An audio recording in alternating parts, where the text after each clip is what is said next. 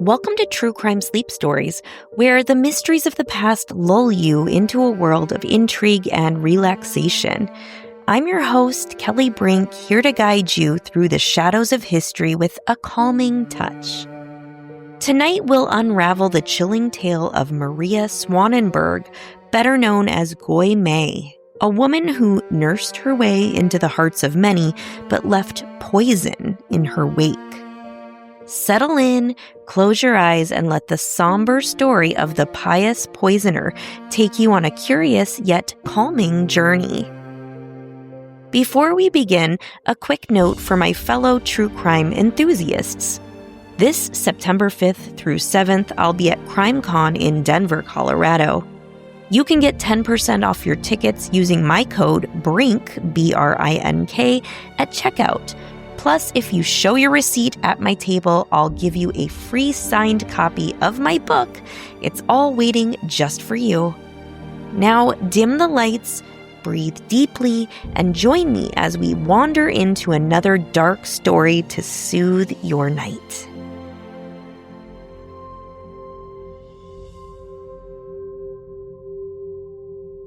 Maria Swanenberg, also known as Maria Goeie Mie Swanenberg, was one of the most notorious serial killers in Dutch history. Though she was officially convicted of murdering 27 people, it is believed that she may have poisoned at least 65 neighbors and possibly over 90 individuals. In the 19th century town of Leiden, Maria Swanenberg was regarded as a compassionate and selfless nurse. She was the person you called upon when you were ill, even if you couldn't afford to pay her. Her reputation as Goeie Mie painted a picture of altruism and kindness. However, the reality was far more sinister. Swanenberg would visit those in need, and while they hoped for care and recovery, their conditions would deteriorate rapidly, often leading to painful deaths. What many did not know was that Maria had taken out life insurance policies on her victims. The very people who trusted her with their lives unknowingly contributed to her financial gain upon their deaths. This chilling aspect of her story intertwines themes of poverty and murder, revealing how desperation can drive individuals to commit horrendous acts.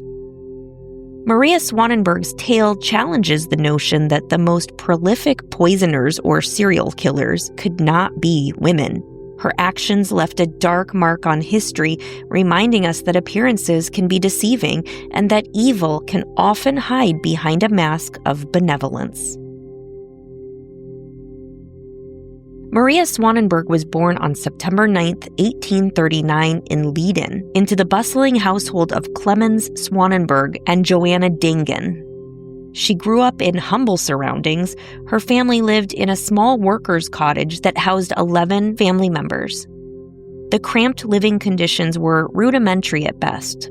Her parents slept in a tiny front room, while a small, often outdoor-utilized kitchen occupied the back. The children's sleeping quarters were on the first floor, right under an uninsulated roof that offered little protection from the elements. Nicknamed Goeie Mie, Maria earned a reputation for her kindness, frequently babysitting and caring for the sick and elderly in her neighborhood. Despite her benevolent persona, Maria's upbringing was marred by hardship. With many siblings who succumbed to cholera, her family was no stranger to tragedy. It is likely that Maria received minimal formal education, as evidenced by the X she used to sign her marriage certificate, indicating her inability to write. By the time Maria married Johan van der Linden on May 13, 1968, she was 28 years old and had already given birth to several children. This aspect of her life fueled local gossip, branding her as morally loose, though there was no evidence to support such claims. Her marriage produced 5 sons and 2 daughters and lasted until January 1886. The nature of her relationship with her husband remains unclear due to the loss of trial transcripts in a fire, but there is no concrete reason to assume that there was a lack of affection between them. Shortly after her marriage, 2 of Maria's children died, raising suspicions of foul play. However, further research suggests that cholera, rather than poisoning, was the likely cause of death.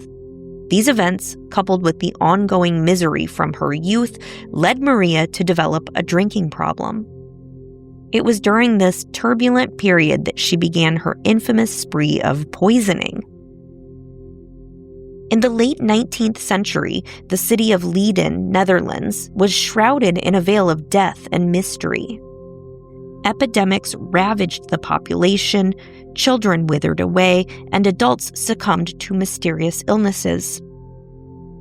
Among this backdrop of pervasive mortality, one name became synonymous with death, and that was Maria Swanenberg.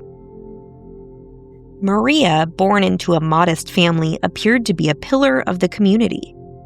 She was known for her willingness to help neighbors, often caring for their children, doing their laundry, and assisting in times of need. However, behind her facade of kindness lay a sinister motive that would eventually unravel, revealing her as one of history's most notorious female serial killers. It all began in 1880. Maria's first taste of murder came with the poisoning of her own mother, Joanna. Not long after, her father, Clemens, became her second victim. The deaths of her parents marked the beginning of a killing spree that would span 3 years, claiming the lives of at least 27 people. Maria's weapon of choice was arsenic, a common substance used for pest control. Its effects, when ingested, were devastating. Severe diarrhea would lead to fatal dehydration, while the poison coursed through the bloodstream, wreaking havoc on vital organs. Victims would suffer agonizing headaches, light sensitivity, and ultimately organ failure. It was a slow and excruciating death made all the more horrifying by its frequency. Initially, Maria's murders were driven by financial gain. She cleverly exploited the insurance system of the times, which allowed anyone to take out policies on another person. This was a common practice among poor families who couldn't afford burial costs. By paying the premium herself, Maria ensured that she would benefit financially from her victims' deaths. In many cases, she managed to get herself included in their wills or took out multiple insurance policies on them. The first policy would cover the funeral expenses, while the subsequent ones provided a financial buffer. This money, meant to support grieving families, ended up in Maria's pockets. Her early murders were calculated and cold-blooded, but as time went on, Maria's actions bordered on compulsive. She began poisoning indiscriminately, driven by an insatiable desire to kill. After murdering 2 sisters she was babysitting, she even poisoned the coffee she served to their relatives at the wake. Although they survived, it was clear that Maria's bloodlust knew no bounds. Despite the mounting deaths, no alarms were raised. In the impoverished neighborhood where Maria lived, death was an everyday occurrence. Epidemics, poor sanitation, and a lack of medical care meant that illness and fatalities were common. The community, accustomed to loss, saw nothing unusual in the frequent deaths. Doctors, often too expensive for the working class, were rarely consulted. When they were, their visits were sporadic and often unhelpful. It wasn't until the suspicious death of Hendrik Frankhuizen that the truth began to emerge. His death prompted an investigation that would eventually expose Maria Swanenberg's deadly secret. The investigation revealed that Maria had poisoned at least 102 people between the years of 1880 and 1883. Of those, 27 had died, including 16 of her own relatives. The surviving victims, numbering 45, were left with chronic health issues, a grim reminder of Maria's lethal touch. In the quiet streets of 19th century Leiden, the townsfolk whispered about Maria Swanenberg. To many, she was still Goeie Mie, a woman known for her kindness and willingness to help her neighbors. Yet behind her seemingly sweet facade lay a chilling darkness. The illusion shattered one fateful December day in 1883 when the Frankheisen family fell victim to a mysterious illness. Their symptoms, unrelenting vomiting and excruciating pain, raised more than a few eyebrows. Suspicion grew, and it wasn't long before the authorities turned their gaze towards Maria. When they searched her home, they found insurance policies worth small fortunes, all in her name. The revelation sent shockwaves through the community. As investigators dug deeper, they discovered a trail of deceit and death. Interviews with those who knew her unveiled a pattern that was horrifying in its clarity. Families with whom Maria had been closely involved had suffered inexplicable losses. Exhumed bodies revealed the sinister truth. Traces of arsenic, Maria's lethal weapon of choice, were discovered in dozens of corpses. The numbers were staggering. She had poisoned around 65 individuals, dozens of whom had succumbed to her toxic concoctions. Yet many believed the true count of her victims was far higher. At her trial, which commenced on April 23, 1885, the courtroom buzzed with a mixture of revulsion and morbid curiosity. Maria Swanenberg, the woman once trusted and even loved by her neighbors, was exposed as a cold-blooded murderer. The public's outrage was palpable, their betrayal evident. Articles in newspapers dripped with disdain, though some couldn't help but sensationalize her heinous acts. Her small abode became an infamous landmark, a grim reminder of the evil that had festered within. Even her husband was not spared from the public scrutiny. Initially arrested, he was soon released, portrayed by the media as an unfortunate man ensnared by his wife's madness. Yet doubts lingered. With so many attempted poisonings and deaths in his own family, and with Maria profiting immensely from the insurance claims, questions about his possible complicity persisted. How could he not have known? It was a question that haunted many, including Stefan Glasbergen, a local historian who meticulously chronicled Maria's sordid tale.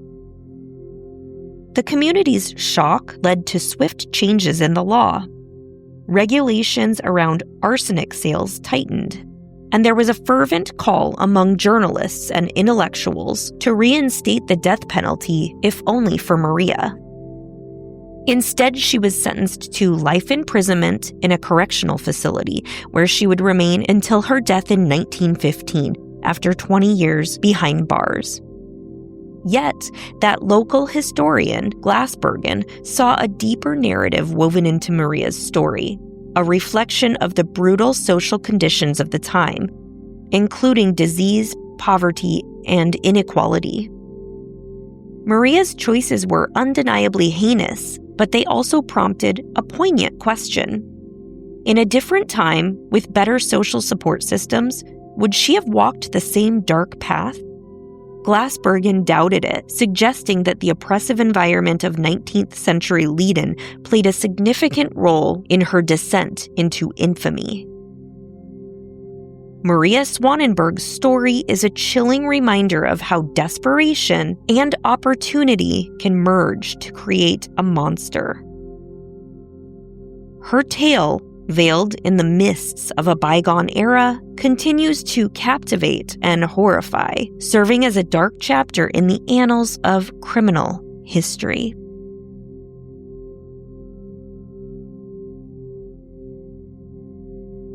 Thank you for listening to tonight's True Crime Sleep Story. Good night, sleep tight. Be sure to lock those doors. You never know what's lurking on the other side.